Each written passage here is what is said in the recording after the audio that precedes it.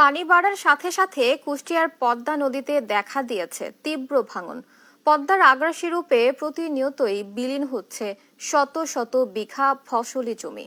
হুমকির মুখে পড়েছে বসতভিটা, শিক্ষা প্রতিষ্ঠান, সরকারি বেসরকারি বিভিন্ন স্থাপনা। চরম আতঙ্কে আর অনিশ্চয়তায় দিন কাটাচ্ছে নদীপাড়ের মানুষ। শেষ সম্বলটুকু বাঁচাতে মানববন্ধন সহ বিভিন্ন কর্মসূচি করেও মিলছে না কোনো প্রতিকার। তবে পানি উন্নয়ন বোর্ডের কর্মকর্তারা বলছেন, ভাঙন প্রতিরোধে দ্রুতই নেওয়া হবে ব্যবস্থা। ইরফান রানার ক্যামেরায় নাহিদ হাসান তিতাসের রিপোর্ট।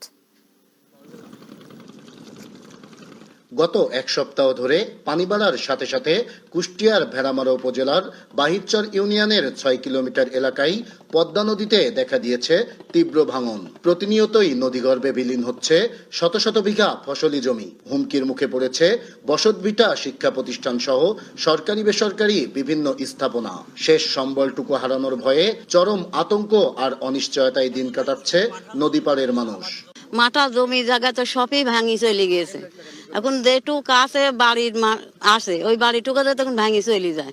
তখন ধন সকলি বেটা সকলি কোন জায়গায় দেয়, নুকাবো মাথা দেবো এখন আমরা। ৭-৮ হাজার মানুষের বসবাস এই পাঁচটা গ্রামের।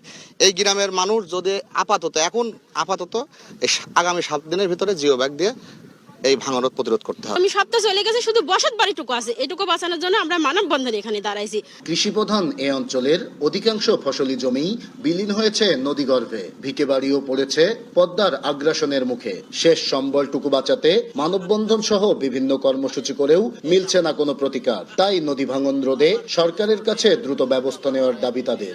যে জমি জায়গা ছিল সব নদীগর্ভে চলে গেছে, এখন ভিটিটুকু আসছে, সে ভিটিটুকুর আশায় টিকায় রাখার জন্য এ সরকারকে আমরা বর্তমান সরকারকে বলছি যে আপনার আকুল আবেদন, আপনি আমাদের দিকে একটা চান।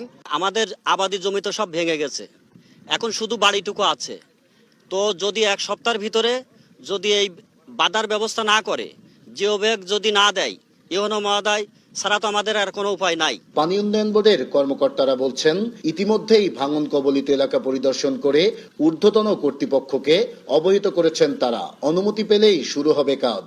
স্থানগুলো ইতিপূর্বে চিহ্নিত করছি এবং এই বিষয়ে আমরা জরুরি পদক্ষেপ গ্রহণ করার জন্য ঊর্ধ্বতন কর্তৃপক্ষের কাছে এই বিষয়ে আমরা আসলে পত্র প্রেরণ করছি এবং ঊর্ধ্বতন কর্তৃপক্ষের অনুমতি পেলে আমরা এই কাজগুলো বাস্তবায়ন করব। ঊর্ধ্বতন কর্তৃপক্ষের অনুমতি পেলে সমস্ত প্রকার প্রসিডিউর মেনটেন করে আমরা 1 বা 2 দিনের মধ্যে কাজ শুরু করতে পারব। শুধু আশ্বাস নয়, পদ্মার ভাঙন রোধে দ্রুতই পদক্ষেপ নেবে সরকার, এমনটাই প্রত্যাশা নদীপাড়ের মানুষের।